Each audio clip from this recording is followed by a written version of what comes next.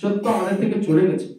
কারণ সত্য নেই বলে দয়া নেই, দয়া নেই বলে সেবা নেই, সেবা নেই বলে মুক্তি নেই জগৎ ভিতরে। আমরা জন্ম মৃত্যুর চক্রান্তেই ঘুরে যাচ্ছি ভক্তরা মাতাজি। তাই আসুন সত্যিকার অর্থে আমাদের হৃদয় কৃষ্ণ চেতনা কৃষ্ণ ভাবনায় জাগ্রত হয়ে আমরা যদি সত্যি কথাটা বলি, তাহলে আমরা কিন্তু চোর যদি আমরা কেউ থেকে থাকি, আমরাও কিন্তু মুক্তি হতে পারবো। হরি বল, হরি বল।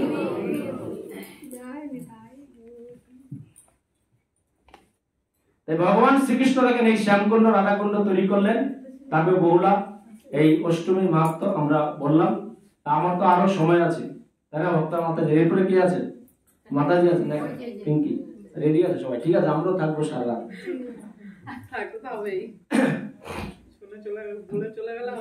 তাই মহাপ্রভু এসে কি করলেন?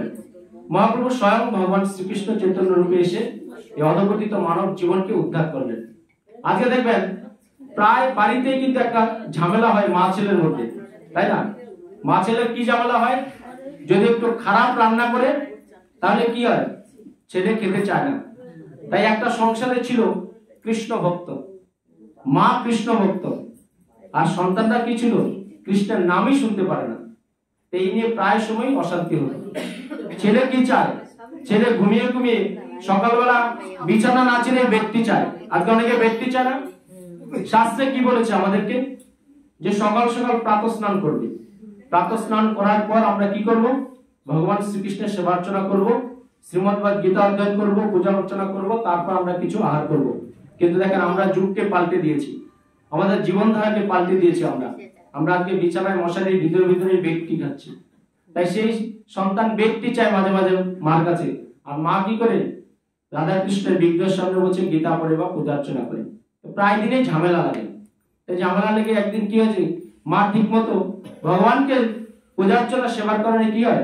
ভালো মন্দ কোনোদিন সেরকম রান্না করতে পারে না, কারণ অভাব অনটনের সংসার ছিল। তো একদিন সন্তান খুব রেগে গেছে। হ্যাঁ, তুমি আমি যেটা চাই সেটা দিতে পারো না, প্রতিদিনই বলো যে বাবু ভগবান যা জোগাড় করেছে তাই তুই সেবা কর, আমি আজকে খাবো না, দেখি তোমার ভগবান আমাকে কি করে খাওয়ায়। বলছে মা বলছে না না বাবু, একথা বলিস না, একথা বলতে নেই। ভগবান আমাদেরকে যেটা জোগাড় করে দেবে সেটাই আমরা হার করা উচিত। বলছে না না, তুমি প্রতিদিনই বলো তোমার ভগবান তোমার ভগবান। হ্যাঁ, আমি ঠিক মতো একটু মন্ডা মিঠাই একটু খাবার দাবার চাইলে তুমি কিছুই রান্না করে দিতে পারো না। আজকে আমি খাবো না, ভগবান দেখি আমাকে কি করে খাওয়ায়। বলছে না না, একথা বলিস না। সন্তান আজকে দেখবেন প্রত্যেকটা গৃহে কিন্তু এই একটা প্রবলেম চলছে। ভালো মন্দ রান্না বান্না না হলেই দেখবেন ঘরের মধ্যে একটা অশান্তি সৃষ্টি হচ্ছে। কারণ কি? প্রত্যেকটা গৃহকে আমরা একটা কুরুক্ষেত্র সৃষ্টি করে দিয়েছি ভক্তরা মাতাজি। প্রত্যেকটা গৃহে কিন্তু গৃহযুদ্ধ লেগে আছে। তাই সন্তান যখন জেদ করেছে যে আমি আজকে খাবো না, তোমার ভগবান দেখি আমাকে কি করে খাওয়ায়, এই বলে মায়ের সাথে মা তো একদম কাঁদো কাঁদো ভাব ছেলেকে বিভিন্ন ভাবে আকুতি মিনতি করছে। এই সন্তান ছেলে ভাবছে যে আমি যখন মাকে এরকম জেদ করে ফেলেছি তাহলে আমি আর বাড়িতে থাকবো না। যদি আমি কারো আত্মীয় স্বজনের বাড়িতে যাই তাহলে কি হবে? মা ফোন টোন করে বলবে গেছে কিনা, সবাই আমাকে কি করে রাগ ভাঙিয়ে আমাকে খাওয়াবে। কিন্তু আমি আজকে জেদ করেছি, আমি আজকে খাবো না, ভগবান দেখি আমাকে কি করে খাওয়ায়। এই কি করেছে? সে কি করেছে? একটা গভীর জঙ্গলে সে উঁচু একটা গাছের উপর উঠে বসে আছে। বসার পর সেদিন কি ছিল? ছুটির দিন ছিল। তাই একটা অফিসের পিকনিক পার্টি গেছে, সেখানে পিকনিক করতে জঙ্গলে। আর জঙ্গলে কি থাকে? বিভিন্ন হিংস্র প্রাণী থাকে।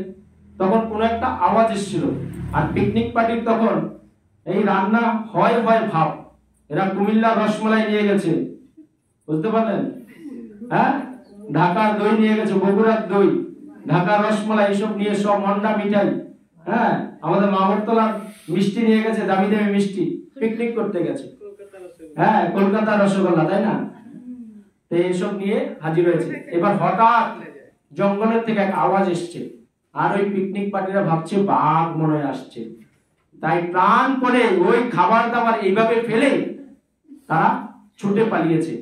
আর উপরে আছে কে? চান্দুরাম গাছের উপরে, সে বিভিন্ন খাবারের শুধু স্মেল নিচ্ছে, কিন্তু কথা দিয়েছে মাকে যে দেখি তোমার ভগবান আমি না খেলে ভগবান আমাকে কি করে খাওয়ায়। তাই সে কি করেছে? উপরে দাঁড়িয়ে শুধু স্মেল নিচ্ছে। আর হঠাৎ কি করেছে, বনের মধ্যে দেখবেন দস্যু থাকে, দস্যু ডাকাতরা থাকে, ডাকাতরা এরকম খাবারের গন্ধ পেয়ে তারা কাছে এসছে, এসে থেকে বিশাল আয়োজন, মেঘনা চেতে বৃষ্টি যেরকম বিশাল খাবার দাবারের আয়োজন থেকে বলে, ওরে আমাদেরকে কেউ মারার জন্য মনে হয় এত খাবার দাবারের আয়োজন করে রেখেছে, যে আমরা ডাকাতি করি আমাদেরকে তো মানুষ ধরতে পারে না, তাই মারার জন্য মনে হয় আমাদেরকে এই খাবারে বিষ মিশিয়ে রেখেছে, কেউ খাবি না কিন্তু। আচ্ছা আশেপাশে দেখতো, কেউ হয়তো উৎ পেতে থাকতে পারে আমাদেরকে ধরার জন্য, তাই আশেপাশে তারা অনেক খোঁজাখুঁজি করেছে, কিন্তু কাউকেই আর খুঁজে পাচ্ছে না। তো হঠাৎ কি হয়েছে, যে উপরে গাছ ছিল, গাছের থেকে একটা পাতা একটা ডাকাতের মাথায় পড়েছে, মাথায় পড়ার পর সে এইভাবে উপরের দিকে তাকিয়েছে, আর উপরের দিকে যে তাকিয়েছে সেই দেখে চান্দুরাম গাছের উপর বসে বসে আছে। বলছি, ওরে তুই আমাদেরকে মারার জন্য ফন্দি করেছিস, এত সুন্দর সুন্দর মন্ডা মিঠাই খাবার, হ্যাঁ বিষ মিশিয়ে রেখেছিস, নাম নাম নাম, তুই আগে খাবি, তারপর আমরা বুঝবো যে খাবারটা প্রকৃত শুদ্ধ কিনা।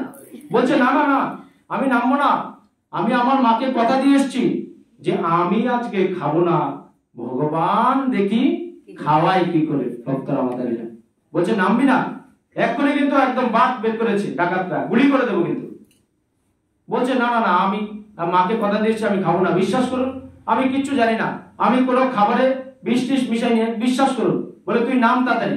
এরকম যখন কিছুটা নেমেছে একদম ঘাড় ধরে নামিয়েছে, বলছে খা তাড়াতাড়ি খা।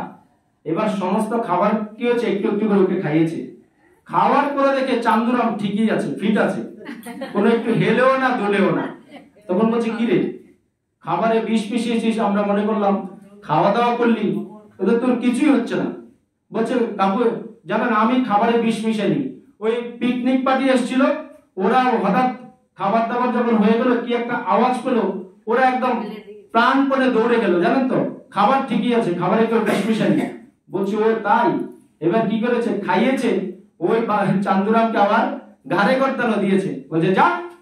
এবার দেখেন বাড়িতে এসছে সেই চান্দুরাম, মার সাথে অহংকার করেছিল তাই না, যে আমি আজকে খাবো না, ভগবান দেখি কি করে খাওয়ায়। এই অহংকার মার সামনে এসে পায়ের চরণে ধরে কাঁদছে, যে মা সত্যি তুমি যে এই কষ্ট করে ভোরবেলা প্রাতঃস্নান করে ভগবানের সেবা করো, ভগবান সত্যি আছে, আমি মিথ্যে অহংকার করেছিলাম যে ভগবান নেই, তুমি আজকে আমাকে ক্ষমা করো মা, আমিও আজ থেকে তোমার সাথে পূজা অর্চনা করবো। ভক্তরা মাতাজিরা, তাই ভগবানের উপর কারো অহংকার করলে চলবে না, বা ভগবানের সাথে কেউ জেদ করলে চলবে না। ভক্তরা মাতাজিরা, তাই আমাদের সত্যিকার অর্থে আমরা যদি আমাদের এই জীবনটাকে সার্থক করতে চাই, তাহলে প্রকৃত উদ্দেশ্যটা জানতে হবে। ভগবান শ্রীকৃষ্ণ আমাদেরকে অনেক আশা আকাঙ্ক্ষা নিয়ে এই দুর্লভ মানব জীবন করে দেন। এই জীবনটা আমি আগেও বলেছি আপনি চাইলে পাবেন না, তাই হেলায় অবহেলায় আমরা জীবনের অনেক পথ, আমরা অনেক সময় নষ্ট করে ফেলেছি। ভক্তরা মাতাজিরা, আর আমরা নষ্ট করতে চাই না। আমরা পাটনা এত সুন্দর যখন একটা হরিভক্ত সমাজ, ভগবত প্রাঙ্গণ পেয়ে গেলাম, আমরা এই প্রাঙ্গণে দেখবেন অনেক আমার চেয়ে অনেক ভক্তিপরায়ণ এবং অনেক ভালো বক্তা বা কৃষ্ণ সৈনিক এই ব্যাসাসনে বসে তারা আপনাদেরকে হয়তো ভাগবত শ্রবণ করান। আপনার সবার শ্রবণটা অত্যন্ত আপনারা কাজে লাগান। শাস্ত্রে আমরা কি পেয়েছি, আপনি এখানে আসলেন প্রতিদিন, কিন্তু আসলে হবে না। যখন আপনারা কৃষ্ণ নাম শ্রবণ করবেন, যখন ভগবত ধামে যাবেন, আপনাকে চারটে জিনিস ফলো করতে হবে। ভক্তরা মাতাজিরা, আজ আপনারা এই ভূমি একাদশীতে যে রাত্রি জাগরণ করে কতটা কষ্ট করছেন, আপনারা কি প্রতিদিন এভাবে জেগে থাকেন? আমিও তো জেগে থাকি না, আমরা কেউ জেগে থাকি না, কিন্তু আজ কেন জেগে আছি?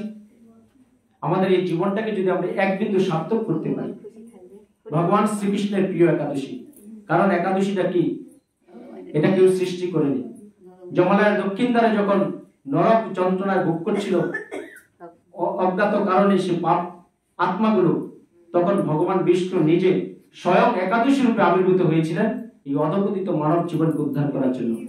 আজকে দেখবেন কলিযুগে অনেকেই বলে যে একাদশী এই মন গড়া সব সাধু ভক্তরা বানাচ্ছে, একাদশী কলিযুগের নয়। তাহলে ত্রেতা যুগে রাম বিজয় একাদশী করেছিল, যেটা আসছে ভক্তরা আমাদের মাঘ ফাল্গুন মাসের কৃষ্ণপক্ষী একাদশী বিজয় আসছে।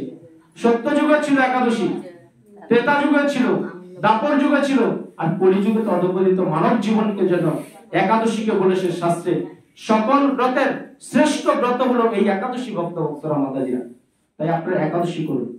তাই এই যে আপনারা ভগবত ধামে প্রতিদিন আসেন, প্রতিদিন আসলে শুধু আপনারা শ্রবণ করছেন, শ্রবণ শুধু করছেন, আর তিনটে কাজ কিন্তু আমরা কেউ করছি না। সে তিনটে কাজ কি আজকে আপনারা এই ভগবত ধাম থেকে যে কষ্ট করে রাত্রি জাগরণ করছেন, আপনারা অন্তত একবার শ্রবণ করে যান। আপনি শ্রবণ করলেন সমস্ত ভাগবত পাঠকের কথা, ভক্ত মাতাজিদের কথা, সাধু সঙ্গের কথা শ্রবণ করলেন। শ্রবণ করার পর কি করতে হবে? আপনাকে মনন করতে হবে, এই হৃদয়ে ধারণ করতে হবে যে সাধু সন্ন্যাসীরা বা ভগবত পাঠকরা বা ভগবান শ্রীকৃষ্ণের যে কথাগুলো মুখনিসৃত বাণী শ্রীমদ্ভগবত গীতার, ভাগবতের, চৈতন্য চৈত্রামৃতের যে কথাগুলো আমরা শ্রবণ করলাম, সেটা মনন করতে হবে, ধারণ করতে হবে। ধারণের পর কি করতে হবে? নিজের জীবনে সেটাকে পরিস্ফুটিত করতে হবে। এমন না যে আমার ভগবান শ্রীকৃষ্ণ দেখেন আমাদেরকে দুটো কান দিয়েছে, শ্রবণ করার জন্য দুটো কান দিয়েছে, আর মুখ দিয়েছে বলার জন্য একটা। ভগবান শ্রীকৃষ্ণ কিন্তু শ্রবণ করার জন্য বেশি মাধ্যম দিয়েছেন, বলার জন্য কম দিয়েছেন। কিন্তু আজকে আমরা উল্টো করি। আমরা কি করি? শ্রবণ কেউ করতে চাই না, আমরা সবাই বক্তা হতে চাই। কিন্তু বক্তা হলে চলবে না। আপনি যদি প্রকৃতপক্ষে শ্রবণ করতে পারেন তো আপনি ভালো বক্তা হতে পারবেন ভক্তরা মাতাজিরা। তাই কি করতে হবে? হৃদয়ে মনন যখন করলেন, মনন করার পর আপনার জীবনে পরিস্ফুটিত করতে হবে। আর জীবনে পরিস্ফুটিত করার পর শেষ 4 নম্বরে আপনাকে কীর্তন করতে হবে। কীর্তন কি গুণকর্তার বানিয়ে কীর্তন না, শাস্ত্রে সেই কীর্তন করার কথা বলেনি। শাস্ত্রে বলেছে যে এই হরিভক্তি সমাজ যে পাটনা, এই ভগবান ধাম থেকে যেটা আপনি শ্রবণ করলেন, সেটা হৃদয়ঙ্গম করলেন, সেটা গিয়ে আপনি কি করলেন? নিজের জীবনে আনতে হবে। আজকে আমরা চিৎকার চেঁচামেচি করে বললাম আপনারা সমস্ত একাদশী করবেন, আপনারা হরিনাম সংকীর্তন করবেন, আপনারা তুলসীকে জল প্রদান করবেন, আপনি ভগবান শ্রীকৃষ্ণের মুখনিসৃত শ্রীমদ্ভগবত গীতা অধ্যয়ন করবেন, শুধু শ্রবণ করলেন, হৃদয়ে ধারণ করলেন না, তাহলে এই ভগবত ধামে এসে ভক্তরা মাতাজিরা কোনো লাভ নেই। আজকে দেখেন ধর্ম সঙ্গ অনেকেই করছে, মন্দিরে অনেকেই যাচ্ছে। তাই এসি ভক্তি বেদান্ত স্বামী প্রভুপাদ যখন 1966 সালে আমেরিকায় যখন ইসকন প্রতিষ্ঠা করলেন, তখন তার ভক্তদের বলেছেন যে পৃথিবীতে এত মন্দির তৈরি করে কি হবে যদি ভক্ত তৈরি না হয়? যদি ভক্ত তৈরি হয় তাহলে মন্দির এমনিই তৈরি হবে। ভক্তরা মাতাজি, তাহলে কি করতে হবে? হরি বল নিতাই। তাই ভক্ত যদি আপনি তৈরি হতে পারেন, মন্দির এমনিতেই তৈরি হতে পারবে। আপনার চলার পথে দেখবেন আমাদের পশ্চিমবাংলায় অনেক মন্দির আছে, কোনটা পরিত্যক্ত, কোনটা জীর্ণ, কোনটা একটু সন্ধ্যার সময় ধূপকাঠি আর মোমবাতি জ্বালানোর লোক থাকে না ভক্তরা মাতাজিরা। তাই আমাদের ইসকন যেটা প্রচার করেছেন, প্রসার করেছেন, আজকে দেখবেন তাদেরকেই কিন্তু আমরা সবাই ফলো করছি। আমাদের বাঁচার রাস্তা দেখিয়ে দিয়ে গেছেন, আমাদের একটা সুন্দর পরিবার সৃষ্টি করে দিয়ে গেছেন এসি ভক্তি বেদান্ত স্বামী প্রভুপাদ। দেখেন প্রভুপাদ এই সারা বিশ্ববাসীকে কৃষ্ণ ভক্ত করলেন, কিন্তু নিজের বউকে কৃষ্ণ ভক্ত করতে পারলেন না। তাই আমরা প্রভুপাদের জন্য কিন্তু কৃষ্ণ ভক্ত হইনি, আমরা কৃষ্ণ ভক্ত হয়েছি প্রভুপাদের বউর জন্য। যদি বলেন কেন বউর জন্য? আজকে দেখেন প্রভুপাদ যখন দেখেন প্রভুপাদ এবং আমাদের মহাপ্রভু তারা সবাই কিন্তু বাঙালি। মহাপ্রভু কি বলে গেছিলেন যে পৃথিবীতে আছে যত নগরাদি গ্রাম, সর্বত্র হইবে প্রচার মোর এই নাম। আজকে হয়েছে, ইসকন প্রতিষ্ঠার কারণে হয়েছে। যদি প্রভুপাদ না করতো, কেউ না কেউ করতো, কারণ ভগবানের এটা লীলা, প্রভুপাদকে দিয়ে করিয়েছে।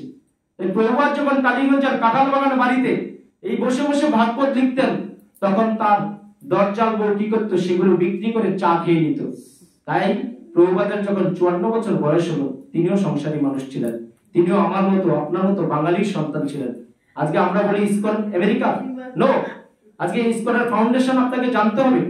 ইসকন আমেরিকার নয়।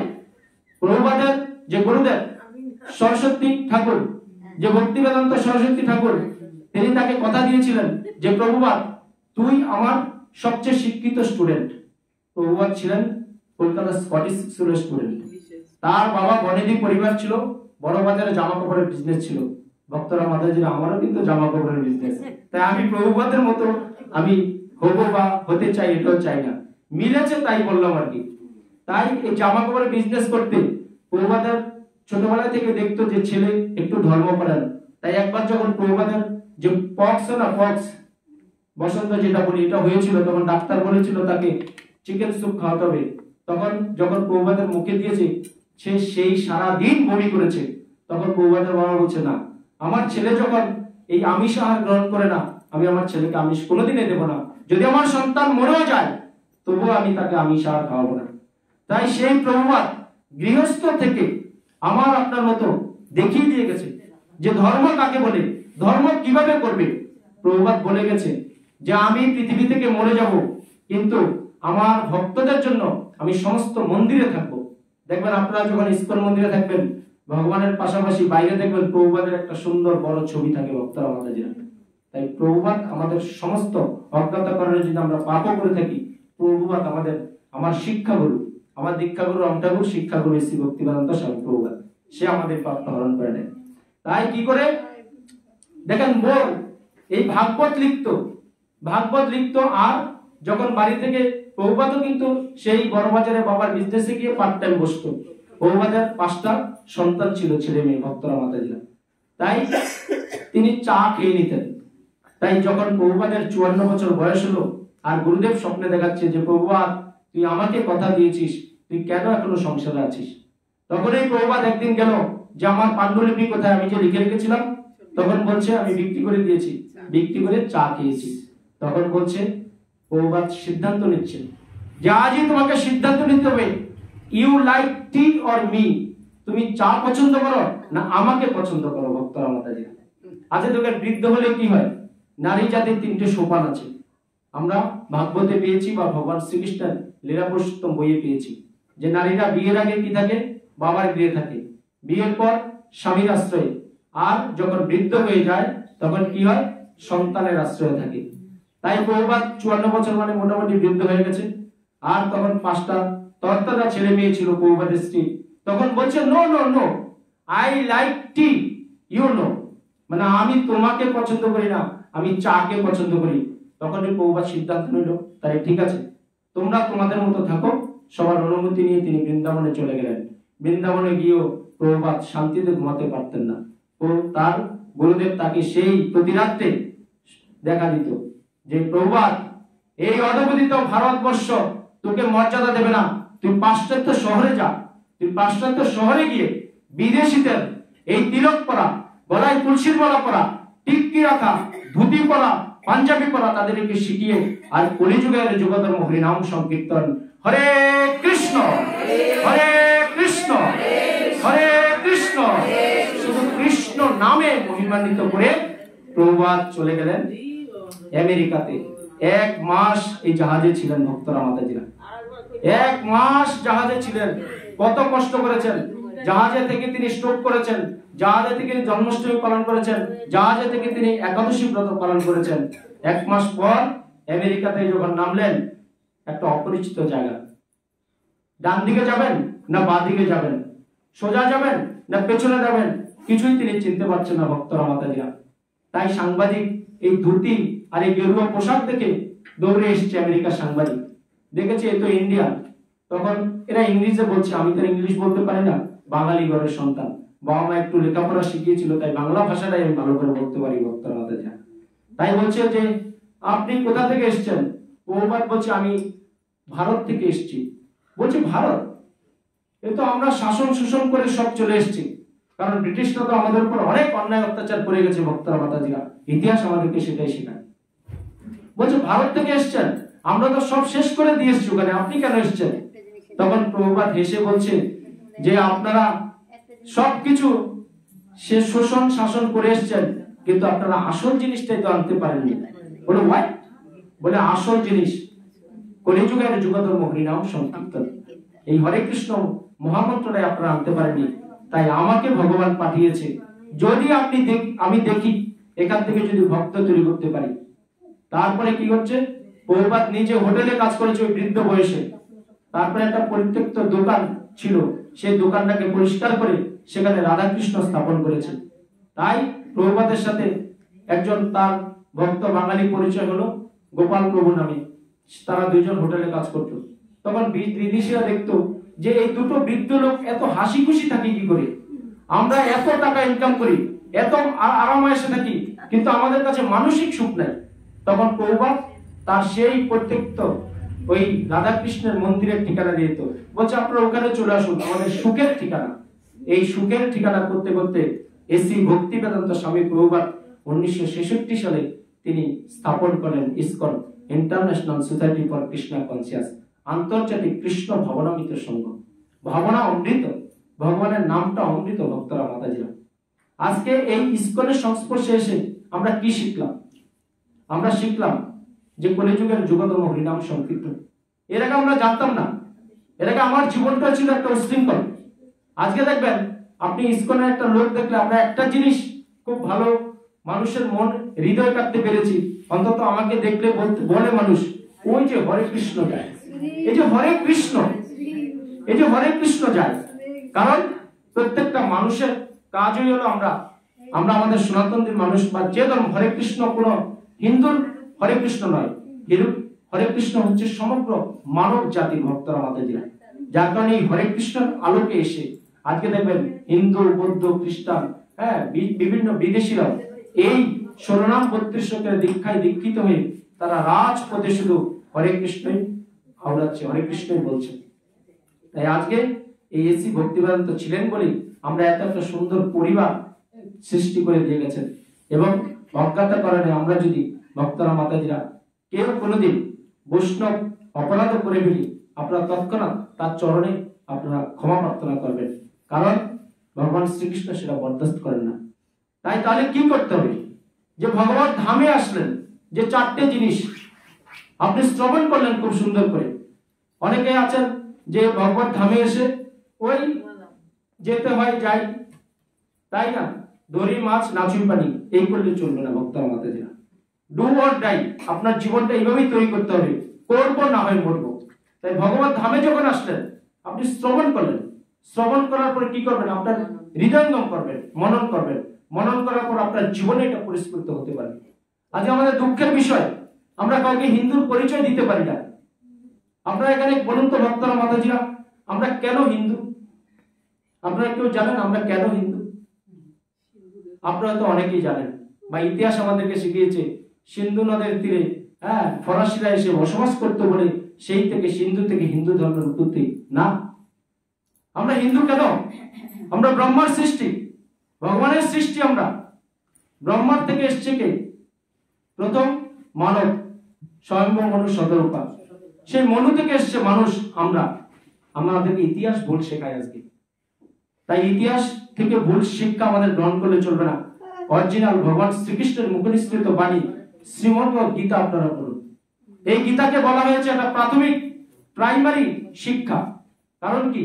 গীতা যদি আপনি পড়তে পারেন, আপনার জীবনটাকে কি করে পরিচালিত করবেন আপনি সেটা জানতে পারবেন। যেমন আপনি বাড়িতে একটা হয়তো এসি কিনলেন বা একটা ওয়াশিং মেশিন কিনলেন, সেটার একটা ম্যানুয়াল বুক দিয়ে দেয় যে আপনি এই যন্ত্রটা কিভাবে পরিচালিত করবেন। এই গীতা তত্ত্ব আপনার এই মানব জীবনকে কি করে পরিচালিত করবেন, এই গীতা আপনাকে বলে দেবে।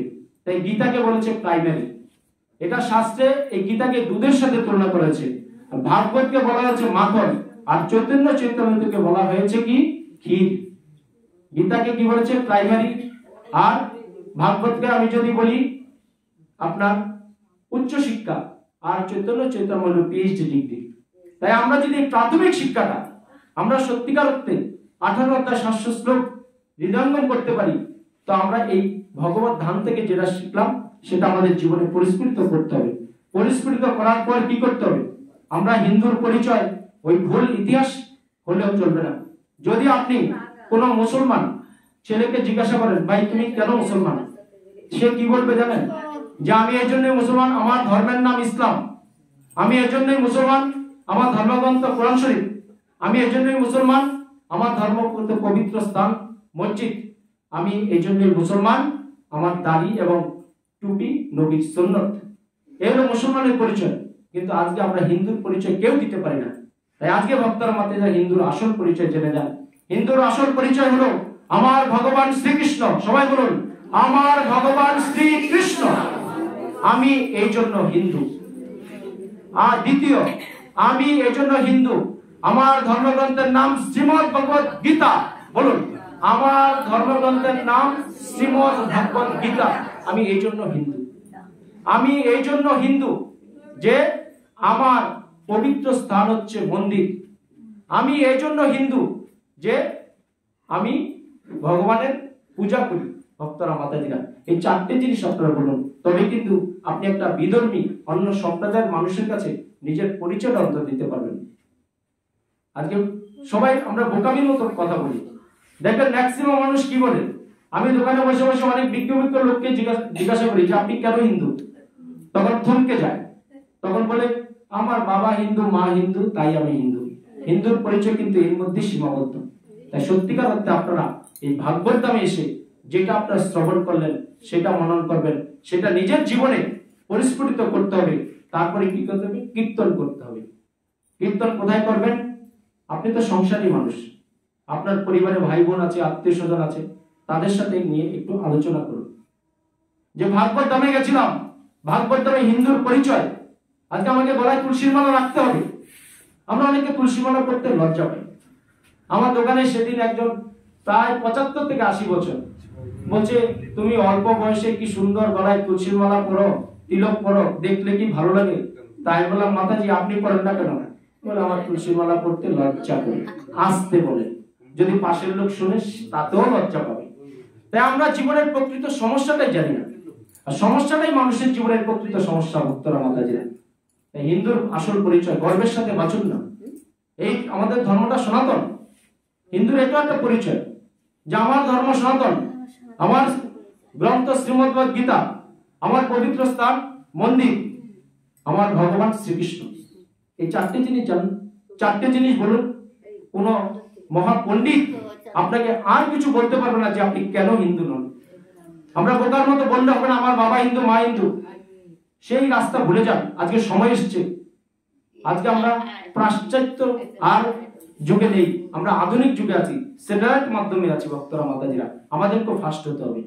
তাই আমাদেরকে গলায় তুলসীর মালা রাখতে হবে, আমাদেরকে তিলক ধারণ করতে হবে। মায়েরা আপনারা শাড়ি পরছেন, আজকে দেখবেন বয়স 70-75 হয়ে গেল জিন্স পরে। বিদেশিরা কিন্তু আমাদের সবকিছু শাসন শোষণ করে নিয়ে গেছে, কিন্তু তাদের ঐতিহ্যটা আমরা আজও টিকিয়ে রেখেছি। ভক্তরা, মাতাজিরা, মায়েরা শাড়ি বলে জিন্স পরে, এই তো আমাদের কালচার, সংস্কৃতি। তাই আমরা হিন্দু আমাদের হিন্দুত্ব শেষ করে দিয়েছি। আমরা হিন্দুরা জাগতে হবে, জাতি ধর্ম বর্ণ নির্বিশেষে আমরা আসুন।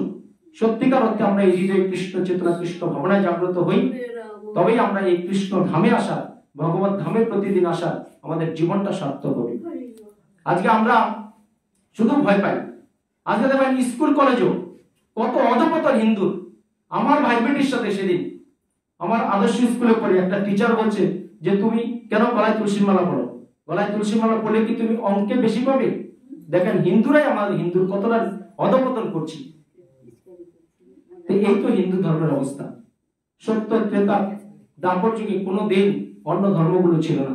কলির প্রভাব থেকে ভগবান শ্রীকৃষ্ণ বাঁচার জন্য একটাই রাস্তা দিয়ে গেছেন। আমাদের এসি ভক্তি বেদান্ত স্বামীবাদ প্রভুপাদও বলেছেন যে বিপদ আমরা কেউ এড়াতে পারবো না, বিপদ আপনার হবে।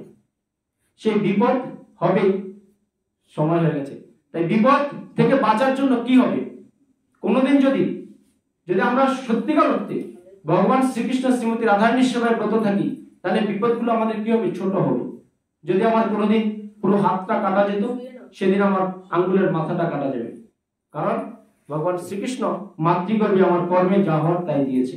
তাই কি লিখেছে যে ভাগ্য লিখে কপালে মরণ লিখে পায়, যেখানে মরিবে বান্ধব সেখানেই চলে যায়। আজ দেখেন কুম্ভ মেলা হচ্ছে, কদিন আগে কত একটা দুঃসংবাদ, অনেক মানুষ পদপিষ্ট হয়ে মারা গেল। তাই মৃত্যু সেখানে ছিল তাদের। তাই আপনার মৃত্যু যেখানে হবার সেখানেই হবে। ভয় ভীতি করে আপনি ঘরে বসে থাকলে চলবে না। ভক্তরা, আমাদের জানে অনেকে আছে প্লেন ক্র্যাশ করে বেঁচে থাকে, আবার অনেকে আছে বাথরুমে হুচটকে মরে যায়। তাই মৃত্যু যেখানে লিখেছে সেখানেই হবে।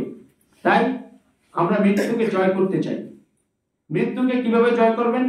মৃত্যুকে জয় করতে হলে, কারণ এই শরীরটা তো আমার নয়, এই শরীরটাকে আত্মা। তাই আত্মাকে যদি জয় করতে চান, তাহলে আপনি মৃত্যুকে জয় করতে পারবেন। আত্মাকে কি করে জয় করবেন? সদা ভগবান শ্রীকৃষ্ণ শ্রীমতী রাধারানীর সেবায় ব্রত থাকতে হবে। আমি বলছি না আপনার গৃহ কর্ম বা আপনার নিত্য কর্ম বন্ধ করে আপনি সবসময় ভগবান শ্রীকৃষ্ণের সেবা করুন, সেটাও কিন্তু খুব একটা সুবিধার না। তাই একটা লাস্ট একটা ছোট্ট উপমা দিয়ে আমি আজকে শেষ করব। আমার নেক্সট আমাদের কৃষ্ণ ভক্ত পাঠক সবাই তারা ওদিকে অপেক্ষা শুরু আছে। আমাকে যেহেতু 2 ঘন্টা সময় দিয়েছে, আমাকে তো সময়টা অন্তত কভার করতে হবে, নাইলে কর্তৃপক্ষের কাছে আপনারা বলবেন দেখেন দিলীপ দার জামাই তাড়াতাড়ি শেষ করে দিল। তাড়াতাড়ি আমি শেষ করতে চাই না। আপনারা যদি চান সাধারণত করতে পারি, কিন্তু সেটা সম্ভব নয়। নেক্সট আপনারা আরো বিভিন্ন মাহাত্ম শ্রবণ করেন ভক্তরা মাতাজিরা। তাই পাটনা হরিভক্ত সমাজ মানুষের তাদের কলাকুশলীর যে একটা সুন্দর প্রয়াস, এই প্রয়াসের সাথে আপনারা সবসময় সম্পৃক্ত থাকুন, তবেই আমাদের চারিদিকে ভগবান শ্রীকৃষ্ণের নাম আরো প্রচার হবে। তাই অন্ধবিশ্বাস জীবনে কিছু করবেন না। একটা লোক ছিল শুধু ভগবানের সবসময় নাম জপত, আর ভগবানের কেউ কিছু বললে সে বললো ভগবানই আমাকে বাঁচাবে। তাই কি করলো, একসময় খুব ঝড় তুফান আসলো। আমরা টিভিতে কয়েকদিন পর পরে খবর পান না, যে আয়লা আসছে, লায়লা আসছে, স্লাইকুন আসছে, হ্যাঁ ফনা আসছে, ফনি আসছে, কত কিছু আসছে, তাই না? তো এরকম একটা ঝড় আসছিল কালবৈশাখী। ঝড় আসার পর কি হয়েছে, এক সাধু সে মালা জপে যাচ্ছে, আর এদিক দিয়ে মাইকিং করেছে সরকার যে 24 ঘন্টার মধ্যে সবাই বাড়িঘর ছেড়ে তারা সঠিক আশ্রয়ে চলে আসো। হ্যাঁ, সরকার রেড অ্যালার্ট করে দিয়েছে। সাধু কি করেছে, সে কর্ণপাত করেনি, সে অন্ধবিশ্বাস করেছে আমি ভগবানের নাম করি, ভগবানই আমাকে বাঁচাবে। তারপরে কি করলো, তারপরে দুর্যোগ মোকাবিলার বাহিনীরা আসলো, যে যারা যারা ঘরে আছেন তারা তাদের বেরিয়ে আসুন, আর 12 ঘন্টা আছে মাত্র, কিন্তু বিশাল স্লাইকোন ঘূর্ণিঝড় আসছে, হ্যাঁ জলপ্রপাত হবে। তারপর সে কর্ণ দিল না। তারপরে কি করলো, সে জল এবার জলস্বাদ এসে তার বাড়িঘর ডুবিয়ে নিচ্ছে। সে এবার চালের উপর বসে মালাই জপে যাচ্ছে, আর সবাই ডাকছে আরে চলে আসো মনোরঞ্জন, আরে তোমাকে তো জলে সব বেশে নিয়ে চলে যাবে। বলছে না না, ভগবানই আমাকে বাঁচাবে। বলছে তাহলে তুমি থাকো। এবার কি করছে, আরো জুড়ে ঝড় তুফান এসে তার বাড়িঘর তলিয়ে তাকেও ভাসি নিয়ে ভগবানের কাছে নিয়ে চলে গেছে। ভগবানের কাছে যখন গেছে তখন মালা নিয়ে তো হাতে ছিল। শাস্ত্রে কি আছে, কৃষ্ণ নাম নিয়ে মরতে পারলে আমরা ভগবত ধামে যেতে পারি। ভক্তরা মাতাজিরা, স্বর্গের চেয়ে ঊর্ধ্বলোকে ভগবান বৈকুণ্ঠ লোকে যেতে পারবেন। তখন ভগবানের কাছে যেহেতু সে চিন্ময় শরীর নিয়ে গেছে মালা জপতে জপতে, তখন ভগবান শ্রীকৃষ্ণকে প্রশ্ন করেছে যে প্রভু আমার কি অপরাধ, আমি আপনার জপটাও ঠিক মতো করতে পারলাম না, আমি কিছুদিন চাচ্ছিলাম আরো পৃথিবীতে বেঁচে আমি আরো জপ করব, তাই আপনি আমাকে এত তাড়াতাড়ি কেন নিয়ে আসলেন? তখন বললো দেখো, আমি তোমাকে আরো অনেকদিন বাঁচিয়ে রাখার জন্য পৃথিবীতে সময় দিয়েছিলাম। হ্যাঁ, আমি গভর্নমেন্ট দ্বারা মাইকিং করেছিলাম, তুমি কর্ণপাত করোনি, তুমি বলছো আমি বাঁচাবো। তারপরে পাড়া প্রতিবেশী সবাই বলছে রেড অ্যালার্ট দিয়েছে আর 12 ঘন্টা, তাড়াতাড়ি আসো, তুমি তাদের কথাও কর্ণপাত করলে না। তারপরে কি হলো, দুর্যোগ বাহিনী গেল, তাদেরকেও কানে দিল না, তাই আমি তোমাকে নিয়ে এসেছি। তাই অন্ধবিশ্বাস করলে চলবে না, বিশ্বাস করুন, ভগবানের সেবা করুন, কাজ কর্ম রেখে, নিত্য কর্ম রেখে কখনো ভগবান শ্রীকৃষ্ণ বলে না যে তোমরা আমাকে সেবা করো। ভগবানকে অবশ্যই সেবা করবেন, কর্মের পাশাপাশি ভক্তরা মাতাজিরা। তাই আজকে এই হরিভক্ত সমাজে ভক্তরা মাতাজিরা ভগবান শ্রীকৃষ্ণের প্রিয় ভৈমী জয়া একাদশী দিন সনাতন ধর্মের প্রচারক কৃষ্ণের দাস সুজিত নাহা আপনাদেরকে যে শ্যামকুণ্ড, রাধাকুণ্ড, তারপরে বহুলা মাতা অষ্টমী বা বিভিন্ন ধর্মীয় কথাবার্তা মাধ্যমে যে ভাগবত ভগবান শ্রীকৃষ্ণের মুখনিসৃত শ্রীমদ্ গীতার কথা শ্রবণ করালাম, যদি আমি কোনো ভুল ভ্রান্তি বলে থাকি আপনারা সেটা ক্ষমা সুন্দর দৃষ্টিতে দেখবেন। সবাই ভালো থাকবেন, সুস্থ থাকবেন, এটাই আমার একান্ত প্রয়াস, একান্ত কামনা আপনাদের কাছে। এবং সত্যিকার অর্থে আপনারা সবসময় হৃদয়ে কৃষ্ণ চেতনা, কৃষ্ণ ভাবনায় জাগ্রত থাকুন, তাহলে আপনার অন্তত এই দুর্লভ মানব জীবনটা সার্থক করতে পারবেন না। তার মাতাজিরা, এই জীবনটা আমি বারে বারে সমস্ত ভাগবত পাঠি বলি, এই জীবনটা আমরা চাইলে পাবো না। তাই আমি যখন মুক্তির রাস্তা পেয়ে গেলাম, আমি যখন পেয়ে গেলাম খুঁজে যে এই এই কাজ করলে আমি অন্তত আমার জীবনটাকে সার্থক করতে পারবো, তাহলে আর কেন কতদিন আমরা এই জীবন সময়টা মূল্যবান নষ্ট করবো? ভক্তরা মাতাজিরা, সময় কিন্তু কখনো এক জায়গায় বসে থাকবে না। আপনি ভাবছেন কাল করবেন, বৃদ্ধ হলে মরবেন, কেউ কি গ্যারান্টি দেবেন যে আরো আপনি 50 বছর বাঁচবেন? আর বৃদ্ধ হলে আপনি কি করবেন? শরীরের শক্তি ক্ষয় হবে, তখন আপনি চেষ্টা করবেন এই পাটনা ভগবত ধামে আসার, কিন্তু শক্তি তো থাকবে না আপনার শরীরে। তাই শরীরের শক্তি থাকতে ভগবানের সেবায় ব্রতী হন, আর কলিযুগের যুগধর্ম হরিনাম সংকীর্তন আপনারা করুন। তাতেই আপনার জীবন মুক্তি হবে ভক্তরা মাতাজিরা। সবাই একবার লাস্ট বলবেন হরে কৃষ্ণ হরে কৃষ্ণ কৃষ্ণ কৃষ্ণ হরে হরে হরে রাম রাম রাম হরে হরে। জয় তাই। জয় শ্রীকৃষ্ণ। রাধে রাধে। KBCS কৃষ্ণ ভাবনা কৃষ্ণ সংস্থার পক্ষ থেকে আমি সনাতন ধর্মের প্রচারক কৃষ্ণের দাস সুজিত নাহা সবাইকে জানাচ্ছি ভগবান শ্রীকৃষ্ণ এবং শ্রীমতী রাধারানীর আপনাদের আশীর্বাদ গ্রহণ করুন। সর্বদা হরে কৃষ্ণ মহামন্ত্র জপ করুন, সংসার জীবনে সুখে থাকুন। এই কষ্টসাধ্য মানব জীবনের একমাত্র সুখের রাস্তা হচ্ছে কৃষ্ণ চেতনা কৃষ্ণ ভাবনা আপনারা সংযুক্ত করে আমাদের চ্যানেলটা অবশ্যই আপনারা সাবস্ক্রাইব করবেন, ঘরে বসেই সব কিছু জানতে পারবেন ভক্তরা মাতাজিরা। তাই কৃষ্ণ ভাবনা কৃষ্ণ চেতনা সংস্থার পক্ষ থেকে আমি আপনাদেরকে আরও জানাচ্ছি মালার মাধ্যমে জপ করুন, দেহ মন সব শুদ্ধ হয়ে যাবে ভক্তরা মাতাজিরা। এবং আপনি যাতে এই জগতে ভগবান শ্রীকৃষ্ণের সেবা করে যাতে মৃত্যুর পরে ভগবান শ্রীকৃষ্ণের অপাকৃত লীলায় অংশগ্রহণ করে আরও অপাকৃত সেবা আস্বাদন করবেন। তাই কৃষ্ণ ভাবনা কৃষ্ণ চেতনা সবসময় আপনার হৃদয়ে জাগ্রত রেখে এই যে কষ্টসাধ্য মানব জীবন আমরা পেয়েছি, এই জীবনকে যদি আমরা সার্থক করতে চাই তো অবশ্যই ভগবান শ্রীকৃষ্ণ এবং শ্রীমতী রাধারানীর সেবায় ব্রত হয়ে আপনি পৃথিবীর যেখানেই থাকুন আমাদের এই চ্যানেলটা সাবস্ক্রাইব করে রাখুন। আপনি সবসময় এই কৃষ্ণকথা সুজিত নাহা চ্যানেল থেকে আপনি সবসময় অপাকৃত ভগবান শ্রীকৃষ্ণের বিভিন্ন মাহাত্ম্য লীলা এবং যখন যেটা আমাদের সনাতন ধর্মের শাস্ত্রীয় মতো হচ্ছে সেগুলো সব শ্রবণ করতে পারবেন। হরে কৃষ্ণ।